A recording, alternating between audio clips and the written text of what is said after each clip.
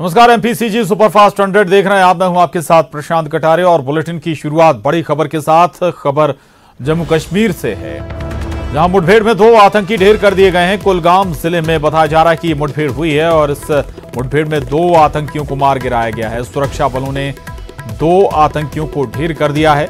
ये बड़ी खबर इस वक्त जम्मू कश्मीर के से, जहां कुलगाम जिले में ये मुठभेड़ हुई है।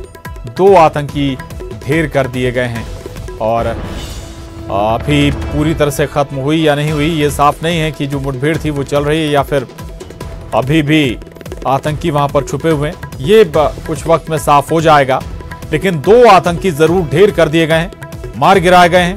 दरअसल हाल फिलहाल आतंकी गतिविधियां जम्मू कश्मीर में एक बार फिर बढ़ी हैं और इसी का जवाब लगातार आतंकी ढेर भी हो रहे हैं।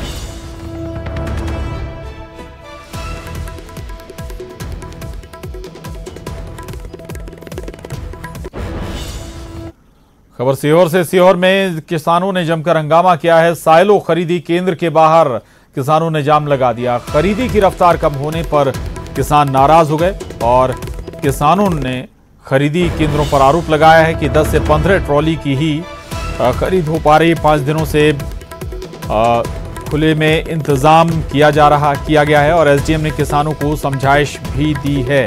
तो किसान धीमी खरीदी के मद्देनजर ये नाराजगी किसानों की देखने को मिली। साइलो खरीदी केंद्र पर किसानों ने जाम लगा दिया, नारेबाजी भी की। खरीदी की रफ्तार बेहद कम है, ये आरोप किसान लगा रहे हैं और कहा जा रहा है कि महज 10 से 15 ट्रॉली की ही रोज खरीद हो पा रही है। हालांकि इसके बाद, इस पूरे हंगामे के बाद, नारेबाजी के बाद एसडीएम ने किसानों को समझाइश भी दी है। प्रदीप चौहान हमारे साथ जुड़ गए हैं और जानकारी के साथ। प्रदीप, आखिर 10 से 15 ट्रॉली रोज खरीदी जा रही है। वाकई में अगर सामान्य खरीदी से कुछ हद तक ये कम भी नजर आती है, क्या वजह इसकी निकलकर सामने आई है और अब इसका हल क्या कह रहे हैं एसडीएम, क्या बता रहे हैं? प्रशांत, सीहोर जिला जो कि शरबती गेहूं को लेकर पूरे भारत देश में प्रसिद्ध है और यहाँ सबसे ज्यादा उत्पादन होता है और इस बार अत्यधिक उत्पादन की वजह से न केवल प्रशासन धर्म संकट में है बल्कि किसान इस समय सबसे ज्यादा परेशान है। और आज जो लगातार किसानों ने फिर से सड़क पर चक्का जाम अभी लगा रखा है, वो उनका किसानों का स्पष्ट रूप से कहना है कि 90 एसएमएस जब जारी हो रहे हैं तो 10 से 15 ट्राली खरीद कर जो औपचारिकता करी जा रही है उससे किसान परेशान है। चिलचिलाती धूप में ठहरा हुआ है, रात को खुले आसमान में सो रहा है। तो कुल मिलाकर किसान काफी परेशान का कहना है कि हमारी उपज तो आपको खरीदनी ही पड़ेगी और सरकार का ये कहना है कि अभी हमारे पास रखने की जगह नहीं है। सरकार पूरी मामले में पशुपेश में है। जी प्रशांत, पशुपेश वाले हालात में है इस वक्त और आप बता रहे हैं कि करीब 80 से 90 एसएमएस किए जा रहे हैं और खरीदने में 10 से 15 ट्रॉली ही खरीदी जा रही है। फिर एसएमएस क्यों ज्यादा दिए जा रहे हैं प्रदीप? आखिर ये अव्यवस्था प्रशासन के जरिए या खरीदी मंडियों के जरिए ही उत्पन्न हो रही है?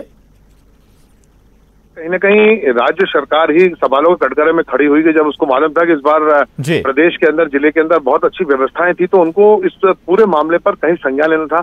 और जो उन्होंने क्षमताएं रखी हैं सरकारी खरीदी केंद्र पर, उन क्षमताओं को उनको निश्चित रूप से काफी बढ़ाना था। सरकार यहाँ चूक कर गई। इसी चूक का नतीजा है कि सरकार और किसान दोनों ही समय सड़कों पर परेशान नजर आ रहे हैं। जी प्रशांत, बिल्कुल बिल्कुल, किसान भी परेशान हैं।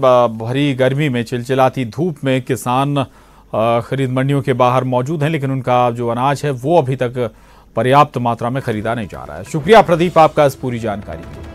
और एक और अहम खबर रायपुर से, जहां लॉकडाउन के बीच आज से सभी बाजार खुलेंगे। कुछ बाजार रोजाना खुलेंगे तो कुछ 5 दिन के लिए बाजार खोले जाएंगे और कुछ बाजारों के लिए सप्ताह में 4 दिन का समय तय किया गया है।